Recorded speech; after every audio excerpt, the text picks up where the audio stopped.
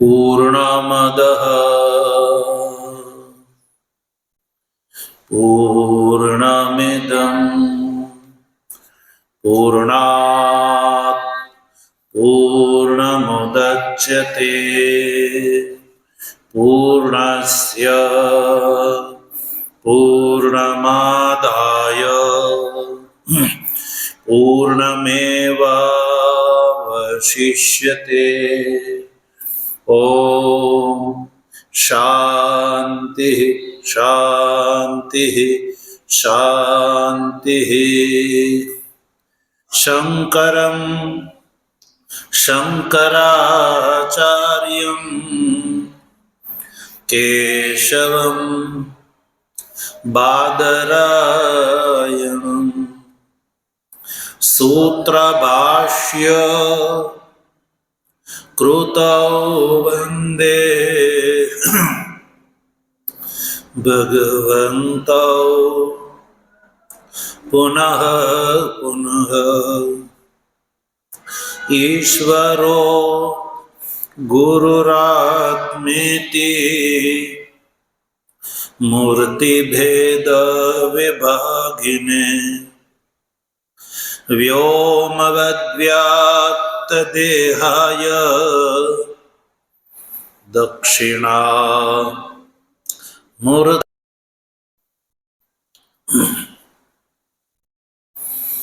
तत्व जिज्ञासु सज्जनों, भगवत कृपाथी शुक्ल यजुर्वेदीय पाणव शाखानी ईशावास्य उपनिषदना शांकर भाष्य सहित विचार क्रमानुसार 12મા મંત્રનો આપણે ગઈકાલે વિચાર કર્યો અને એ ધ્યાનમાં રાખવા યોગ્ય વાત એ છે કે 9મા શ્લોકથી કર્મ ઉપાસનાના પ્રકરણનો પ્રારંભ થયો છે। 9, 10 અને 11 આ 3 શ્લોકના માધ્યમથી કર્મ અને ઉપાસનાનો સમુચ્ચય શ્રુતિએ બતાવ્યો। 12, 13 અને 14 આ 3 શ્લોકો દ્વારા ઉપાસનાનો સમુચ્ચય, વ્યાકૃત ઉપાસના અને અવ્યાકૃત ઉપાસનાનો સમુચ્ચય। હવે એ પ્રશ્ન થાય કે બ્રહ્મ જ્ઞાનના પ્રકરણમાં આ કર્મ અને ઉપાસનાની વાત શા માટે? તો જો એને માટે થોડી ચર્ચા આપણે 39મા પાના ઉપર ટિપ્પણી છે નીચે, એ ટિપ્પણીની ચર્ચા આપણે કરી લઈએ। જો 39 નંબરના પાના ઉપર નીચે એક એવો લખ્યો છે એકડો, એ સમગ્ર 9મા શ્લોકથી જે પ્રકરણ પ્રારંભ થયો એનું તાત્પર્ય બતાવ્યું છે ટિપ્પણીકારે। જો શુદ્ધ અંતકરણેભ્યો વિરક્તેભ્યઃ સંન્યાસીભ્યઃ ઈશાવાસ્યમિત્યાદિના બ્રહ્માત્મેકત્વ વિદ્યા સફલા ઉક્તા। એટલે કે એક શ્લોકથી લઈને 9મા શ્લોક સુધીમાં શું કહ્યું? તો કહ્યું કે જેનું અંતકરણ શુદ્ધ છે અને એટલે જ જે વિરક્ત છે અને એટલે જ એ સંન્યાસી છે।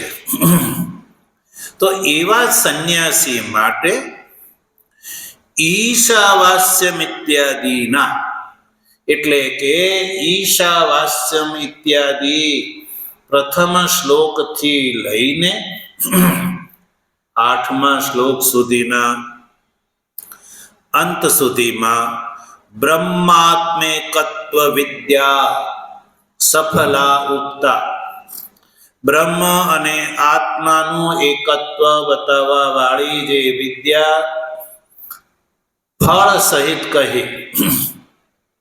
ફળ સહિત, ફળ શું બતાવ્યું? તત્ર કો મોહ કહ શોકઃ એકત્વમ અનુપશ્યતઃ. બ્રહ્મ વિદ્યાનું પ્રકરણ કોના માટે? શુદ્ધ અંતકરણ વિરક્ત અને સંન્યાસી માટે. અને એનું ફળ ત્યાં બતાવી દીધું, શોક મોહ ઉપલક્ષિત સંસારની નિવૃત્તિ. હવે આગળ એટલે કે 9મા શ્લોકથી તો કયું? અંધમ તમઃ ઇત્યાદિના તુ અશુદ્ધ અંતકરણાનામ જ્ઞાનાધિકારિત્વ સંપત્તયે પ્રકરણાંતરમ આરબ્ધમ. 9મા શ્લોકથી પ્રકરણાંતરનો આરંભ થયો. પ્રકરણાંતર એટલે બીજું પ્રકરણ. 8મા શ્લોક સુધી બ્રહ્મ વિદ્યાનું પ્રકરણ, અને પછી એટલે કે 9મા શ્લોકથી એટલે કે અંધમ તમ ઇત્યાદિથી જે શ્લોકનો પ્રારંભ થાય છે, એટલે કે 9મા શ્લોકથી જે અશુદ્ધ અંતકરણ છે, જેનું અંતકરણ અશુદ્ધ છે, તો એવા અશુદ્ધ અંતકરણ એટલે કે ગ્રહસ્થી, કોને? ગ્રહસ્થી.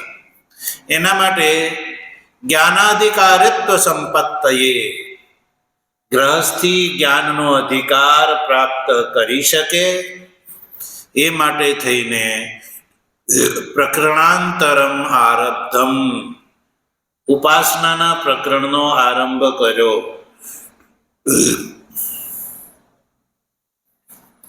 સારું, ચાલો, ઉપાસનાનો પ્રકરણાંતરનો આરંભ કર્યો. બીજા પ્રકરણનો આરંભ કર્યો એટલે બ્રહ્મ વિદ્યાનું પ્રકરણ 8મા શ્લોકમાં પૂરું થઈ ગયું. પછી કર્મ સમુચ્ચિત ઉપાસનાનું પ્રકરણ જે છે 9મા શ્લોકથી પ્રારંભ કર્યો. તો 9, 10 અને 11માં કર્મ અને ઉપાસનાનો સમુચ્ચય, પછી 12, 13, 14માં વ્યાકૃત અને અવ્યાકૃત ઉપાસનાનો સમુચ્ચય. તો આ કોના માટે? તો જો આગળ કહ્યું, તત્ર યે મલ વિક્ષેપાત્મક અશુદ્ધિ દ્વયવંત, જે મળ અને વિક્ષેપ નામની આ બે અશુદ્ધિ, જે આ બંને અશુદ્ધિ વાળો છે, મળ અશુદ્ધિ અને વિક્ષેપ, આ બંને અશુદ્ધિ વાળો છે, જે અધિકારી કે જેના અંતકરણ ઉપર મળ નામનો દોષ લાગેલો છે અને વિક્ષેપ નામનો પણ દોષ લાગેલો છે, તો એવા અધિકારીને સત્વર ફલ લાભાય, સત્વર એટલે જલ્દી લાભ પ્રાપ્ત થાય, મળ અને વિક્ષેપાત્મક અશુદ્ધિ બંને અશુદ્ધિ વાળાને જલ્દી ફળનો લાભ થાય એ માટે 9, 10 અને 11 3 શ્લોકના માધ્યમથી કર્મ ઉપાસથી સમુચ્ચયો વ્યધાયી, કર્મ અને ઉપાસનાના સમુચ્ચયનો વ્યવધાન કર્યું. કર્મ અને ઉપાસનાના સમુચ્ચયનું વિધાન કર્યું. એટલે કે મળ અને વિક્ષેપ બંને દોષ વાળો અધિકારી છે, એ કર્મની સાથે ઉપાસના પણ કરે.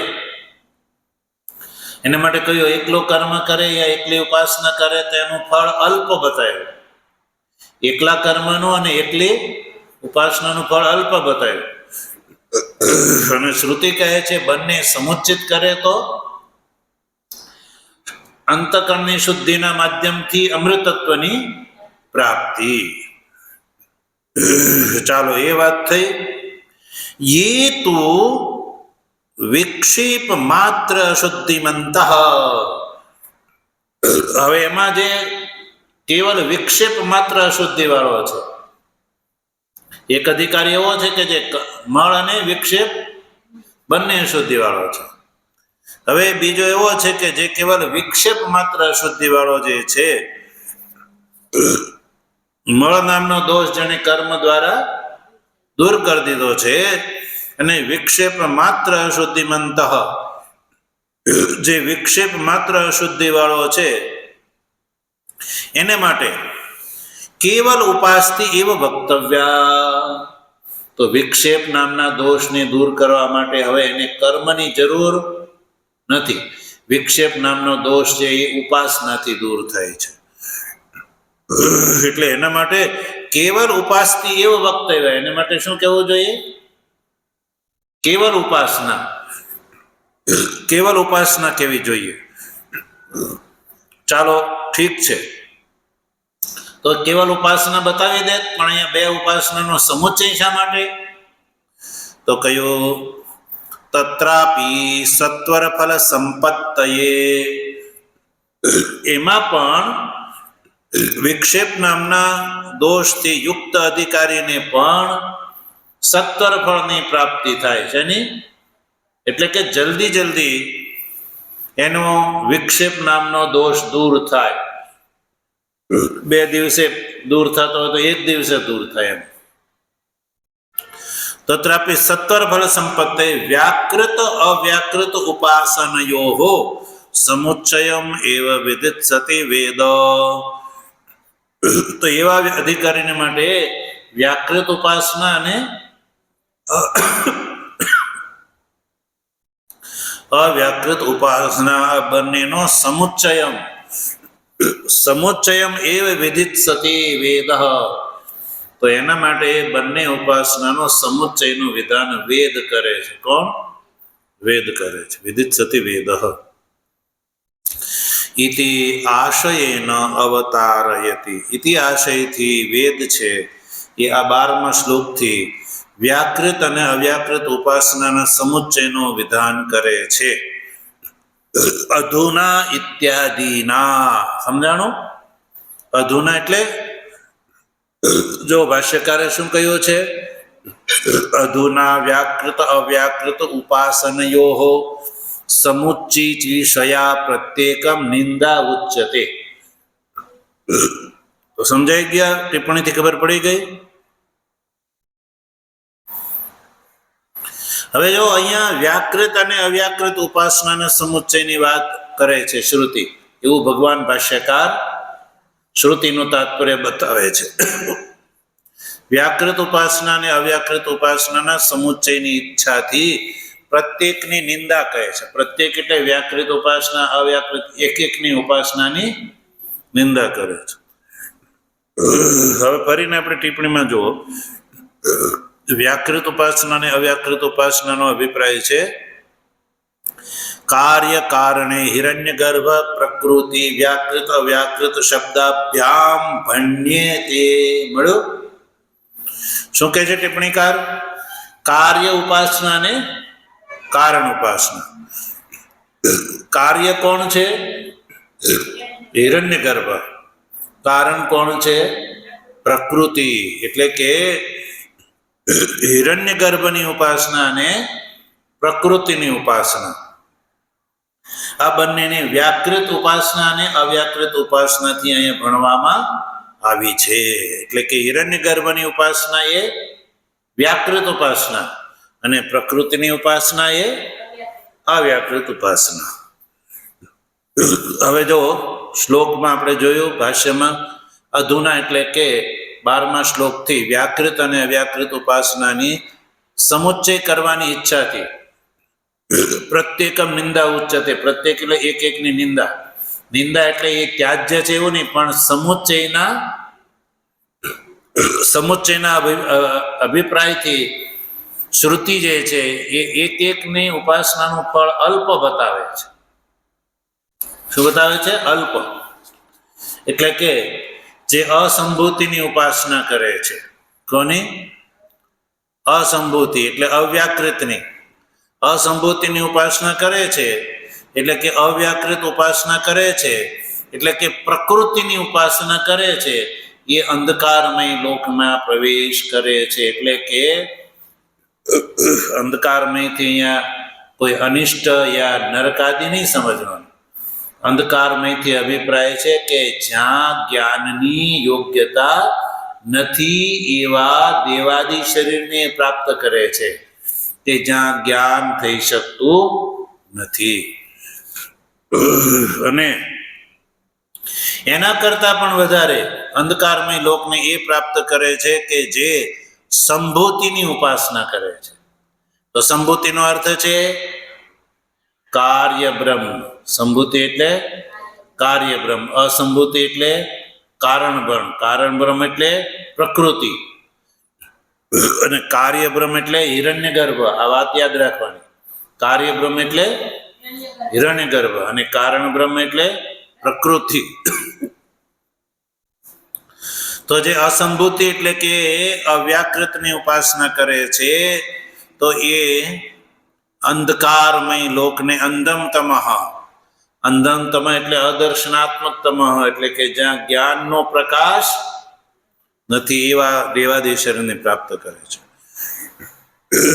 કારણ કે ઉપાસનાનું ફળ જે છે એ અધોગતિ હોઈ શકે નહીં. એટલે અંધકારમય લોકનો અર્થ અહીં અધોગતિ હોય ન સમજે.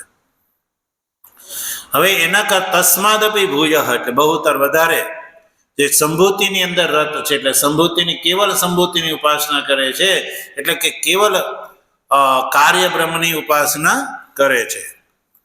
કાર્ય બ્રહ્મણી હિરણ્ય ગર્ભાખ્ય રતા.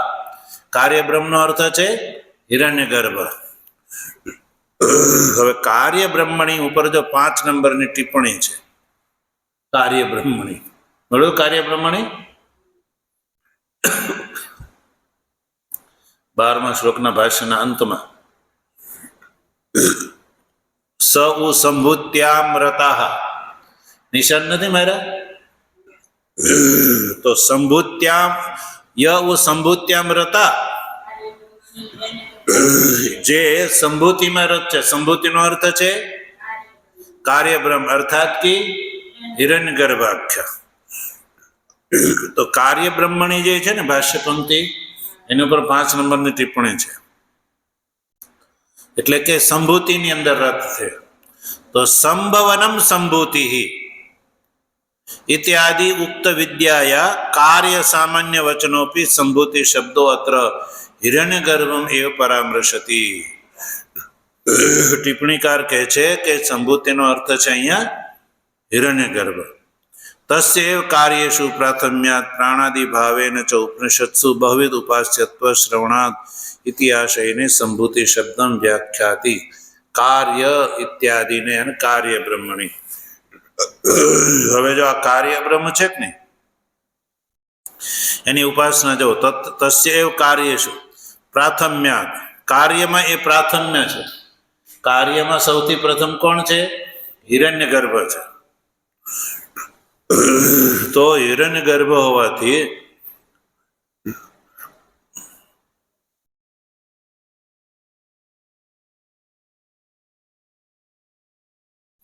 પ્રાથમ્યાત પ્રાણાદિ ભાવે, એટલે ઉપનિષદોમાં છાંદોગ્ય બૃહદારણ્યકમાં પ્રાણાદિ ઉપાસના આવે છે ને, તો એ હિરણ્ય ગર્ભની પ્રાણાદિ ભાવથી ઉપનિષત્સુ બહુવિધ ઉપાસ્યત્વ શ્રવણા.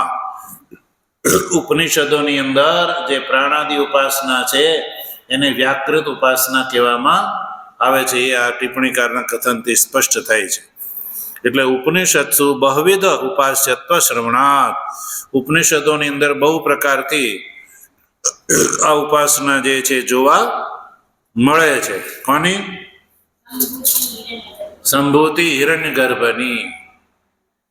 એટલે સંભૂતિ હિરણ્ય ગર્ભનું ફળ છે અધ્યાત્મ પરિચ્છેદનો ત્યાગ અને અધિદેવ પરિચ્છેદની પ્રાપ્તિ.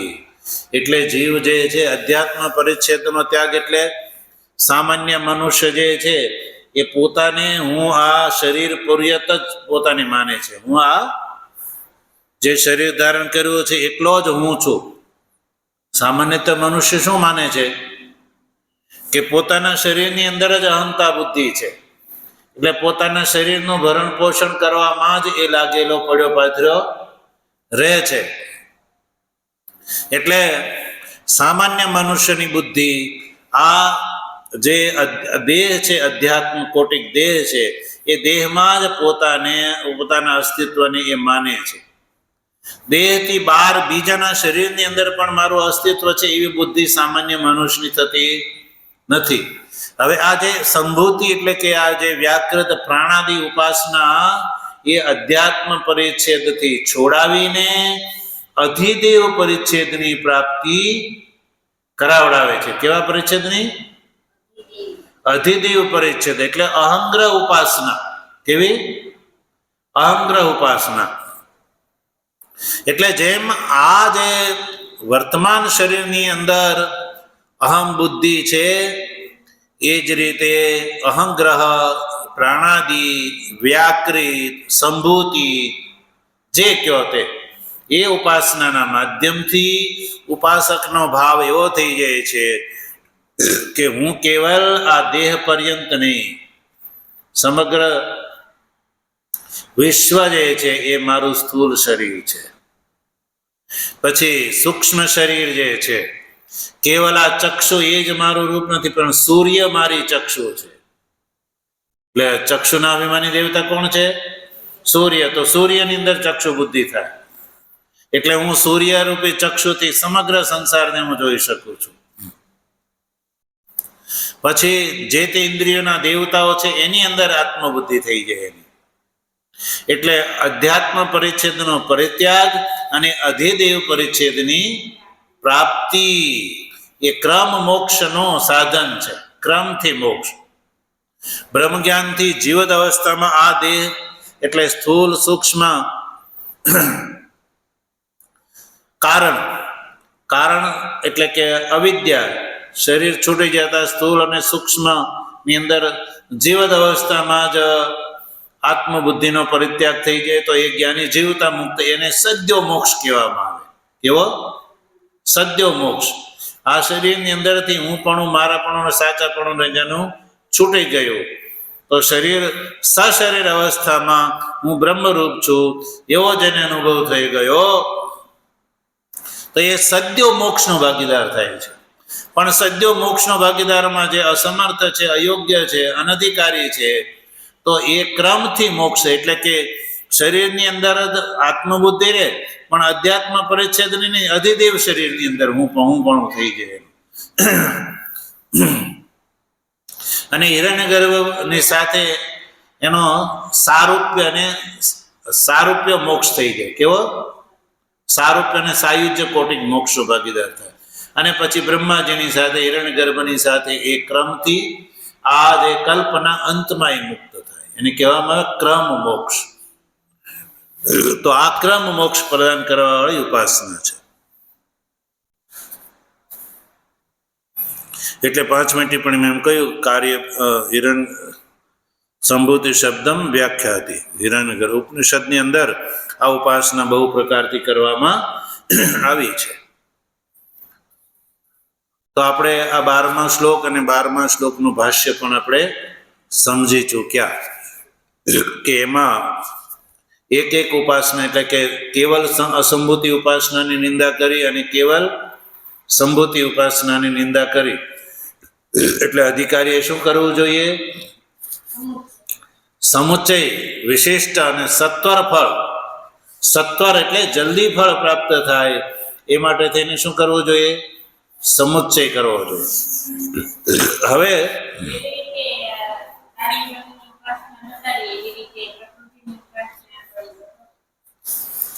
આ તો કાર્યબ્રહ્મની ઉપાસના અને પ્રકૃતિની ઉપાસના જે છે એ બતાવી ને.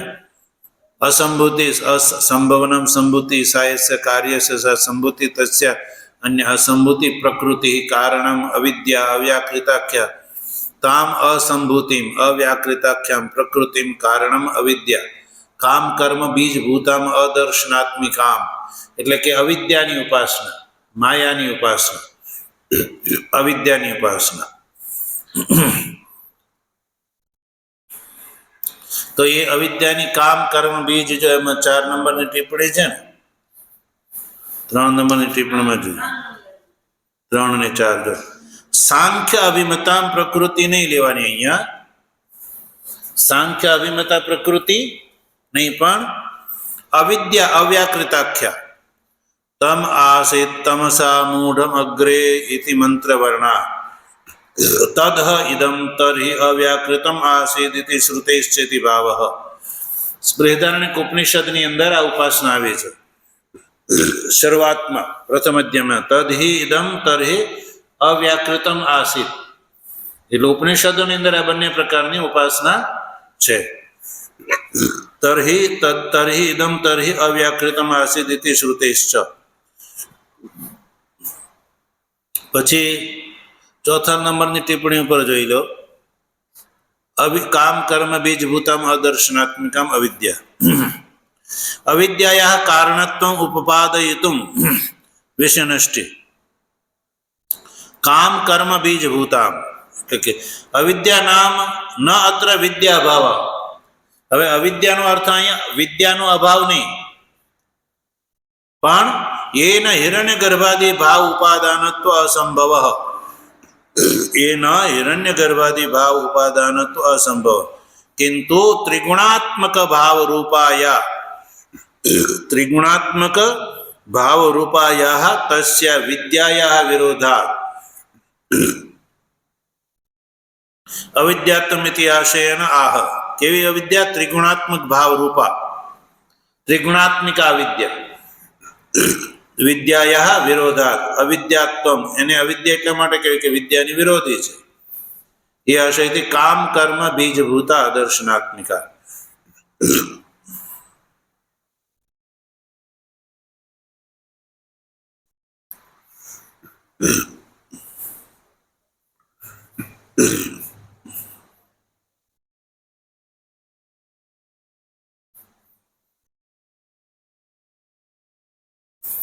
જોઈ લઈશું એ વાત, પછી આપણે નક્કી કરીશું. તો આ રીતે આ જે 12મો શ્લોક છે એની અંદર સમુચિત ઉપાસનાનું વિધાન કરવા માટે થઈને એક એક ઉપાસનાનું ફળ અલ્પ છે એ બતાવ્યું. નિંદાનો અર્થ છે સમુચ્ચય કરાવવાનો ભાવ. હવે શ્રુતિ 13મા શ્લોકમાં શું કહે છે?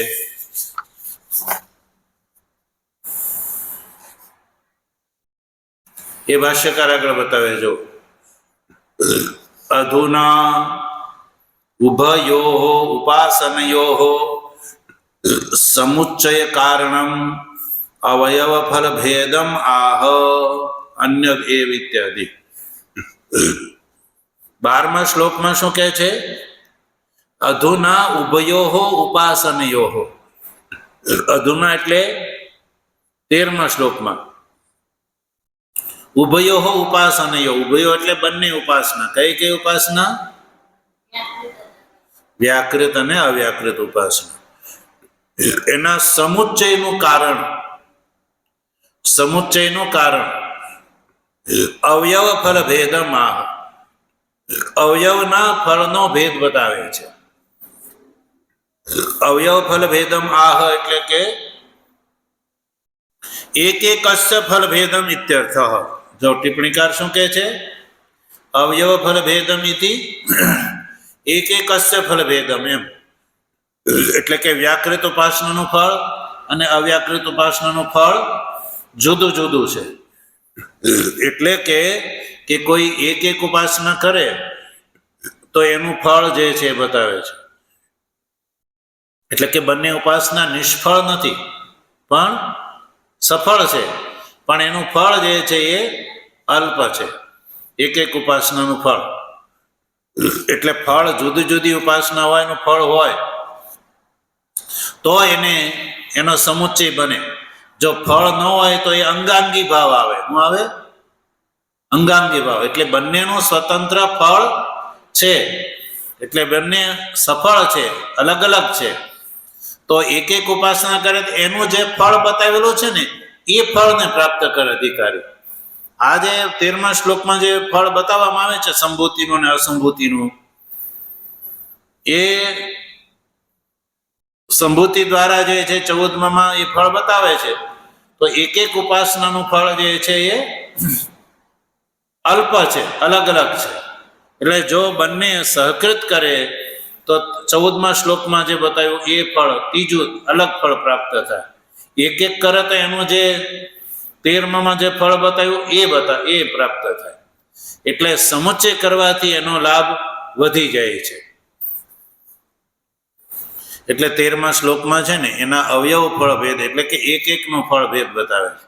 એક એક એટલે કેવલ વ્યાકૃત ઉપાસનાનું ફળ અને કેવલ અવ્યાકૃત ઉપાસનાનું ફળ જે છે એ જુદું જુદું છે. શું કહેજો? અવતરણ સમજાઈ ગયો?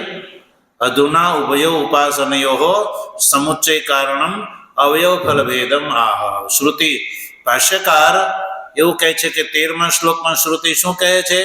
તો કયો અવયવના ફળનો ભેદ બતાવે છે. અવયવ એટલે એક એક ઉપાસનાના ફળનો ભેદ બતાવે છે. શા માટે? એ ફળ ભેદ જ સમુચ્ચયનું કારણ છે. સમુચ્ચયનું કારણ એ ફલ ભેદ છે.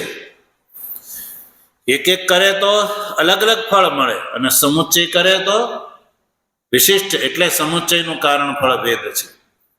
કોનો કોનો? ઉભય ઉપાસનીઓ એટલે કે પૂર્વમાં જે બે ઉપાસના બતાવી, વ્યાકૃત ઉપાસના અને અવ્યાકૃત ઉપાસનાનું ફળભેદ બતાવે છે. કયા શ્લોકથી? તો કયું? 13મા શ્લોકથી. તો હવે શ્લોકનું ઉચ્ચારણ આપણે પછી આગળ આ પ્રવચનમાં કરીશું.